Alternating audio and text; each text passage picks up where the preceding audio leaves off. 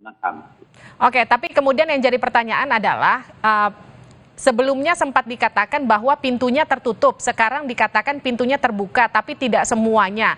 Ini bisa dipastikan ini terbuka di 13 pintu stadion, Pak? Yang detil-detil itu nanti telepon Mas Anam aja. Saya tidak selalu melihat yang detil-detil itu. Ya. Jadi sudah diterangkan seperti itu, ya sudah itu informasinya saat ini yang bisa kita pegang bersama. Oke, tapi artinya bisa dipastikan kalau situasinya kondusif dan justru ricuh karena tembakan gas air mata. Begini Mbak, kita tidak bisa mengatakan ini sudah konklusif dan pasti. Informasi ini kan sifatnya yang ditemui oleh Komnas HAM, mungkin satu hal, nanti pihak lain juga bisa menemukan yang lain. Nanti semuanya itu kan saling bertemu, nanti kita coba lihat korelasinya satu sama lain nanti. Oke, artinya masih akan disinkronkan dulu data dan juga fakta yang ada seperti itu? Bukan disinkronkan, ini masing-masing pihak kan melihat berbagai macam sisi. Ada timnya Pak Menko, ada timnya Komnas, lain lagi saya nggak tahu lah banyak timnya kan. Nah masing-masing kan nanti bisa menyajikan faktanya. Nah sehingga baru nanti kepastiannya ada di pengadilan nanti Mbak, di perikanya.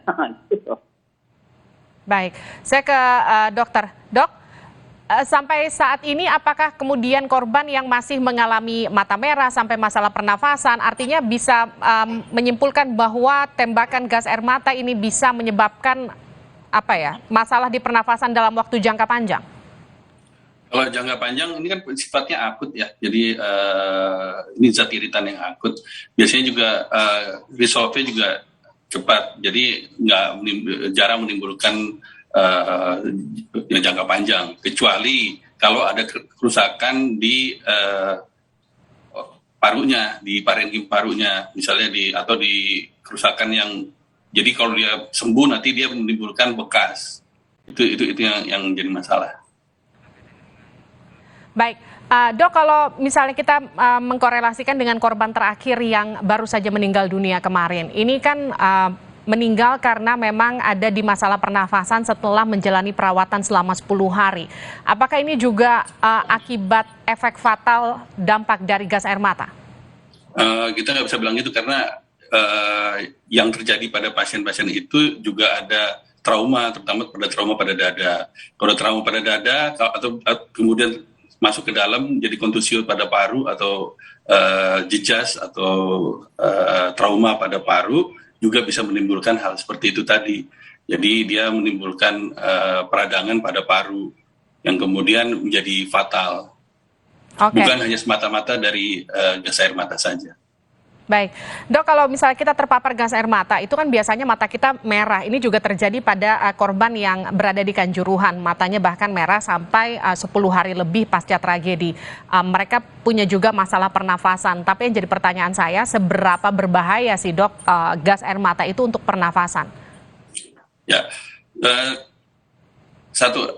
itu tergantung dari dosis yang diterima, kemudian lamanya, kemudian kerentanan seseorang. Jadi itu sangat bervariasi. Nah, tadi sudah mungkin dari sebelumnya Dr. Erlina sudah menyampaikan bahwa kerentanan itu maksudnya ada punya penyakit paru sebelumnya, misalnya punya asma, kemudian tercetus, itu bisa meninggal karena tercetusnya penyakitnya sebelumnya. Terus yang kedua, kelompok-kelompok rentan seperti orang tua dan kemudian anak-anak itu juga kalau pada anak-anak terutama ya, kan saluran napasnya masih kecil. Kemudian apabila terjadi peradangan, jadi akan menyempit, kan sesak napas juga bisa fatal akibatnya. Terus yang ketiga tadi tergantung dari dosis. Kalau gas pada ruangan yang tertutup dan kemudian makin lama konsentrasinya makin naik, dia akan menggeser oksigen. Jadi pasiennya atau seseorang yang itu akan menghirup oksigennya jadi lebih sedikit karena kandungan zatnya justru memenuhi konsentrasi di udara. Jadi dia bukan menghirup oksigen lagi tapi menghirup itu tadi. Jadi konsentrasi oksigennya jadi berkurang, itu jadi asfiksi, itu jadi masalah. Itu pada ruangan tertutup ya, yang kemudian makin lama makin banyak, kemudian kadar oksigen jadi makin turun. Tapi kalau stadion ini kan ruangannya terbuka, Dok? Ya, ruangan terbuka itu mungkin tidak menimbulkan kerusakan pada paru yang permanen. Seperti itu, karena kandungannya kan kalau di ruangan terbuka kecil ya, konsentrasinya kecil, makin lama mungkin terdilusi oleh udara luar. Oke, saya mau tanyakan soal gas air mata yang kadaluarsa yang disebut oleh pihak kepolisian, justru kandungannya itu akan melemah, bukannya justru seperti produk makanan yang dia akan berjamur atau sebagainya. Jadi ketika gas air mata itu tersebut sudah kadaluarsa dan kemudian ditembakkan, itu justru tidak terlalu berbahaya seperti dia yang masih layak untuk digunakan. Apakah artinya sebetulnya justru tidak berbahaya, Dok? Artinya tidak menjadi penyebab masyarakat atau penonton itu kemudian menjadi sesak nafas? Kalau berbahaya tidak berbahaya, pada umumnya gas air mata yang masih baik sekalipun itu konsentrasinya kan kalau dipakai secara biasa ya, itu konsentrasi kalau di udara luar sangat kecil. Jadi menimbulkan iritasi pada saluran nafas saja, tidak sampai pada parunya. Nah, kemudian kalau kuda kadaluarsa seperti apa? Nah, kalau kuda kadaluarsa kita nggak tahu sebenarnya isinya di dalamnya, apakah dia berkurang atau kalau dia justru zat kimianya berubah. Soalnya ada beberapa laporan kasus ya, tapi itu nggak bisa digeneralisir juga bahwa terjadi perubahan struktur kimia dari zatnya yang kemudian justru lebih berbahaya. Tapi itu hanya beberapa kasus, beberapa laporan dan tidak bisa digeneralisir. Jadi semua sangat tergantung dari kondisi dari gas air mata itu, kalengnya itu. Okay. Apakah dia bocor, apakah ada apa yang kemudian bisa berpengaruh. Kalau ada bocor kan konsentrasinya pasti berkurang.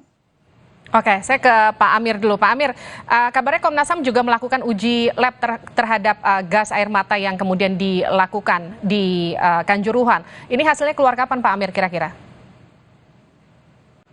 Pak ya, saya sampaikan, Komnas HAM itu posisinya kan dalam rangka agar hak asasi manusia dipenuhi.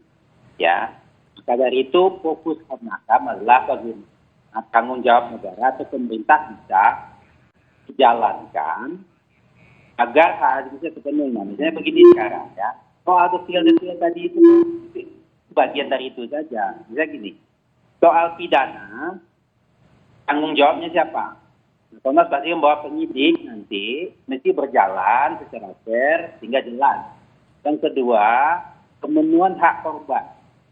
Nah, korban itu ada dua yang paling penting. Pertama, hak korban untuk tahu mengapa peristiwa ini terjadi. Dan juga hak publik. Nah, ini Komnas hari ini berupaya untuk menghadirkan informasi agar hak tahu itu bisa dipenuhi. Sekaligus juga yang lain, pemerintah harus lakukan juga itu. Nah, yang ketiga yang sangat penting menurut saya adalah siapa yang bertanggung jawab secara sosial politik ini. Ya. Nah, kalau kita mengacu kepada undang-undang keolahragaan yang bertanggung jawab Menteri Olahraga. Ya. Nah, apa yang akan dibuat oleh Menteri Olahraga nanti jika semua informasi sudah bisa dihadirkan gitu loh. Pidana, tanggung jawab politik, dan hak korban. Nah, tiga ini yang penting kita bicarakan secara umum gitu. Kalau yang detail-detail menguji gas air mata segala macam kan ada labnya sendiri lah, penyidik bisa uji itu nanti. Setelah itu bisa kita periksa sebagai barang bukti di pengadilan. Itu kerjanya tim penyidik.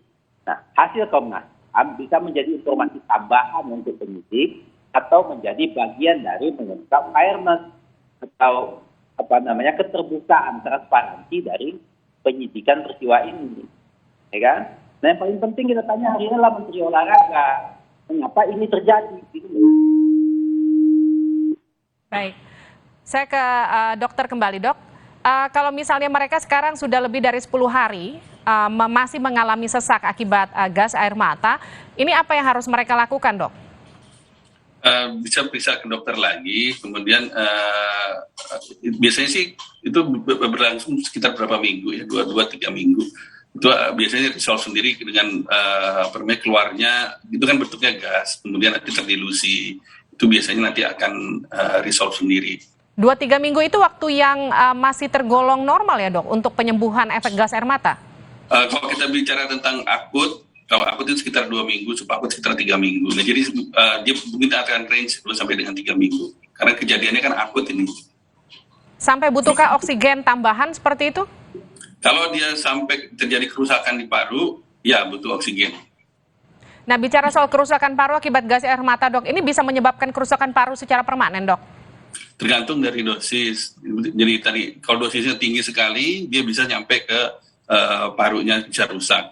Nah, tapi kan yang dipakai dulu udara luar begini itu kecil, mungkin hanya 10 mikrogram per liter. Jadi sangat kecil sekali. Dosis letalnya ada juga untuk dosis letal untuk gas air mata ini ada juga. Itu sekitar 200 kali dari yang biasanya. Jadi biasanya itu terjadi pada ruangan tertutup yang terus-menerus kemudian ada di situ. Baik, Dok, untuk korban, ini kan kalau kita bicara soal tragedi Kanjuruhan, ini kan ada yang mengalami luka ringan, ada yang luka berat, ada yang mungkin mereka sebagian besar sekarang sudah pulang ke rumah. Bagaimana kemudian mereka mendeteksi bahwa oke, ini adalah penyakit pernafasan saya yang agak cukup parah, yang memang harus saya bawa ke dokter untuk dapat penanganan lebih serius, atau ini nanti akan berangsur dengan seperti dokter katakan tadi, 2-3 minggu nanti akan berangsur normal. Dari mana mereka bisa identifikasi itu, Dok? Dari nafasnya, Bu. Jadi kalau dia berasa nafasnya agak susah, kemudian agak sesak, pernapasan lebih dari di atas 18 kali per menit, ya itu mungkin harus butuh pertolongan ke rumah sakit lah, atau ke petugas kesehatan untuk dilihat lagi di ronsen atau apakah terjadi kerusakan paru atau enggak. Baik. Itu bisa identifikasi sendiri 17-18 kali bernafas per menit, Dok? Bisa, silakan per menit dihitung aja nafasnya. Oke, saya ke Komnas HAM kembali, pertanyaan terakhir untuk Bapak. Jadi pasca konvers hari ini, apakah kemudian masih akan ada investigasi lanjutan?